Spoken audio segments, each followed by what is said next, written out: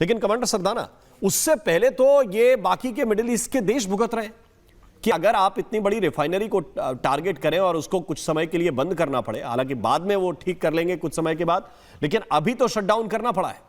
बिल्कुल, देखिए ये जो पिछला युद्ध था, अभी तक हमास और इजराइल का जो चल रहा था, उसके अंदर पूरा विश्व उसके अंदर पीड़ित नहीं हो रहा था। लेकिन आप देखेंगे पिछले 36 घंटों में कि पूरा विश्व पीड़ित हो रहा है, पूरा मिडिल ईस्ट जल रहा है। और ये लड़ाई जो शुरुआत उस दिन हो गई थी 7 अक्टूबर को, जिस दिन हमास ने 1200 लोगों को इजराइल के मार दिया था। तो उसी दिन ये बात निश्चित हो गई थी कि हमास, हूती और हिजबुल्लाह की तरफ आएंगे ही आएंगे। और उसके बाद उनका जो आका है ईरान, उसके ऊपर भी आज नहीं तो कल वो आएंगे। तो ये एक बात प्लान सी थी और हमें दिख रही होती हमारे सामने अनफोल्ड हुई है।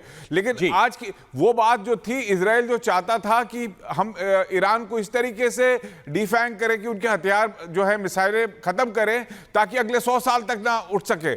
हमास आज नहीं उठ सकता, हिजबुल्लाह और बाकी जगह उठ रहे हैं कुछ, लेकिन ईरान को वो इस कदर बर्बाद करना चाहता था कि अगले 100 साल तक वो पत्थर भी ना फेंक सके, मिसाइल तो दूर की बात है। लेकिन इतना बड़ा जोखिम जो आज अमेरिका ने लिया है, पूरे विश्व को जिस जोखिम में डाल दिया है, पूरे मिडिल ईस्ट को डाल दिया। आप देख रहे हैं किस तरीके से इकोनॉमीज में इतना वो अनसर्टेनिटी आ गई है, बाजार गिर गए हैं। तो ये चीज इतनी बड़ी बढ़ने वाली है कि जो इतनी जल्दी हमें खत्म होती हुई नजर नहीं आ रही है। मुझे क्या लग रहा है कि वीके दत्ता साहब, क्या अब ये एक तरह से संयुक्त रूप से मिडिल ईस्ट के देश भी इस को रिटेलिएट करेंगे कुछ समय के बाद? क्योंकि जब तक आप एयर बेसिस को हिट करने के नाम पर मिसाइलें गिरा रहे थे, शायद वो एक किस्म से रुके हुए भी रह सकते थे कि हाँ ठीक है, 2-4 मिसाइल के बाद इनका गुस्सा ठंडा हो जाएगा। लेकिन अगर आप बड़ी बड़ी रिफाइनरीज को इस तरह से मारेंगे और सिविलियन इलाकों को इस तरह से आप ठोकेंगे तो फिर क्या होगा? देखिए, ऐसा है कि जो ईरान का रिटेलिएशन अभी चल रहा है मिडिल ईस्ट के अंदर ख़ास तौर पे, उसके 2 टारगेट हैं। एक टारगेट है जहाँ पर अमेरिकन बेसिस हैं, जिस भी मुल्क के अंदर, चाहे वो कुवैत हो, बहरीन हो, कतर हो, ओमान हो, आपका सऊदी अरब हो, और यूएई को और सऊदी अरब का भी टारगेट करना शुरू किया है। क्योंकि सऊदी अरब और यूएई ने इस अटैक की हिमायत करी थी जो इजराइल और अमेरिका ने किया। इन्होंने बोला ठीक है, हम आपके साथ सहमति रखते हैं कि आपने जो कार्रवाई करी ठीक करी। और सऊदी अरब का जो प्रिंस है उसने खुद बल्कि ये बोला कि आप स्ट्राइक करिए, नहीं तो ये खतरा पैदा कर देगा हमारे पूरे इलाके के लिए। क्योंकि आपको ये मालूम होना चाहिए कि मिडिल ईस्ट के अंदर ज़्यादातर क्या मोनार्कीज़ हैं, उनको प्रोटेक्शन में उन्होंने ऑलरेडी अमेरिकन बेसिस दी थी ताकि उनकी जान सलामती रहे वहाँ। उनकी जान सलामती करने के लिए अमेरिकन बेसिस बनाई गई ताकि बाय प्रॉक्सी उसके अम्ब्रेला के नीचे रहें। अभी ईरान ने सारी उनकी बेसिस और उन देशों को स्ट्राइक करना शुरू किया है जिन्होंने उसके बरखिलाफ इजराइल और अमेरिका की हिमायत की है। सऊदी अरब के अंदर जो हमले चल रहे हैं, रिफाइनरी के ऊपर हमले चल रहे हैं, ये उसी का रिटेलिएशन है। अभी यूएई के अंदर जो इनके इन्वेस्टमेंट है, अमेरिकन इन्वेस्टमेंट है, जो इनकी इकोनॉमिक एक्टिविटी चल रही है नहीं, लेकिन मैं ये समझना चाह रहा हूं कि जैसे हमारे यहाँ लेह में, जैसे लखनऊ में, जैसे जगह जगह ये प्रोटेस्ट चल रहे हैं, ये वाले प्रोटेस्ट यूएई के अंदर क्यों नहीं दिख रहे? ये प्रोटेस्ट जो है यहाँ पे क्यों नहीं दिख रहे? कुवैत के अंदर, ये कतर के अंदर प्रोटेस्ट क्यों नहीं दिख रहे? ये प्रोटेस्ट सऊदी अरब के अंदर क्यों नहीं दिख रहे?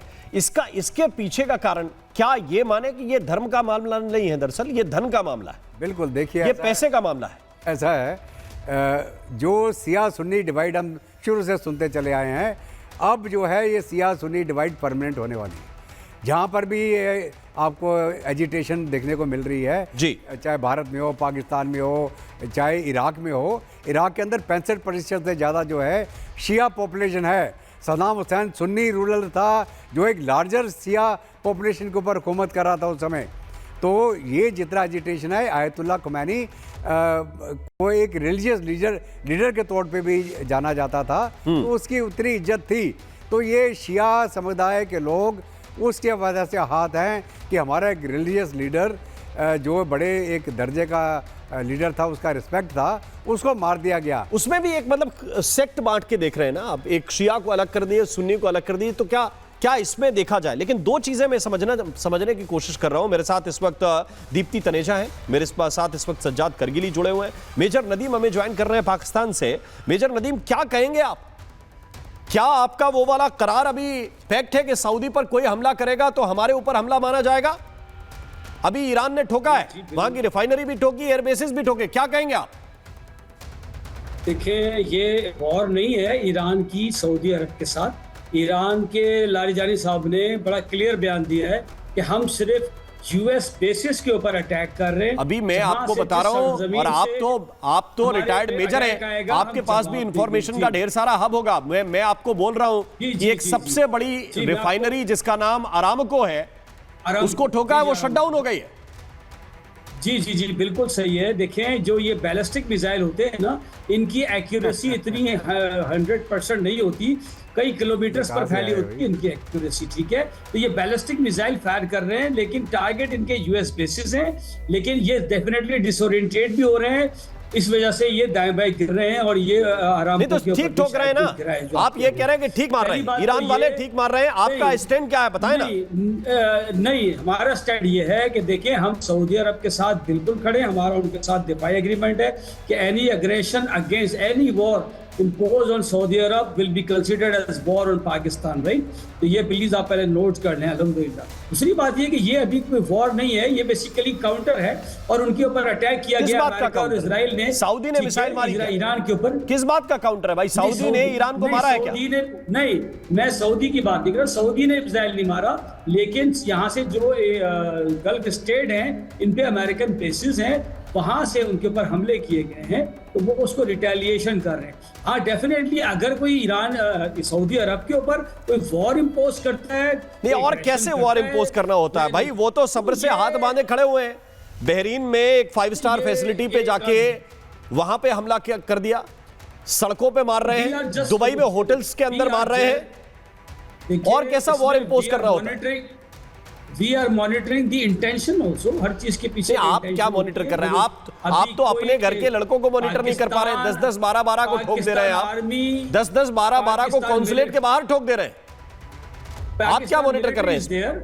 In Saudi Arab is definitely is there. We are deployed. Sajjad करगिली, ये सही है, तो वो हम सारा देख रहे हैं। अगर कोई ऐसी चीज हुई तो डेफिनेटली विल रिस्पॉन्ड। तो क्या करेंगे? ईरान पे चढ़ाई करेंगे?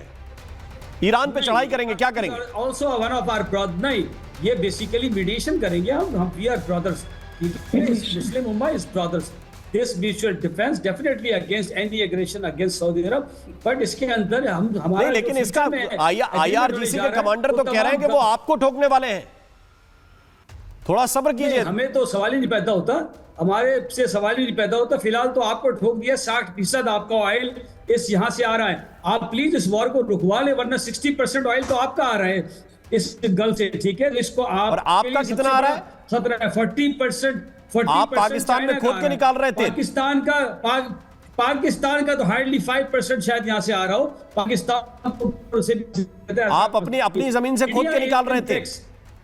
India is in fix. India के पास इस वक्त 60%, देखिए मैं रिकॉर्ड की बात कर रहा हूँ, मैं स्टैट्स की बात कर रहा हूँ, गूगल कर लें।